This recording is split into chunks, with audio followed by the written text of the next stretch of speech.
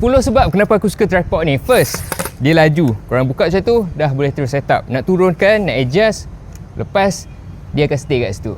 Yang kedua, let's say korang nak set up dekat permukaan yang tak rata macam ni kan. Cepat. Yang ketiga, dia ada counter balance system. Maksudnya kalau aku tolak macam ni, dia tak akan jatuh. Sebab dia nombor 3. Kalau kita letak nombor kosong dekat sini, kamera akan jatuh. Look at that. Bahaya. Lepas tu dia ringan je tau, sebab dia diperbuat daripada carbon fiber. Lepas tu dia cakap maximum payload boleh tampung 25 kg, tapi berat aku 50 lebih. Tengok. Tak ada masalah. Tripod ni dia boleh pergi paling tinggi macam ni, and yang paling rendah kau boleh cabut and dia akan jadi macam ni. Dekat sini dia ada float head tau. So dekat sini kita boleh buat macam ni. Dia memang smooth sangat-sangat. Ataupun kalau korang nak ketatkan, kau boleh adjust dekat sini. Kita pergi yang plus punya. So yang ni dia ketat. Kalau nak buat movement, aku rasa better yang ni.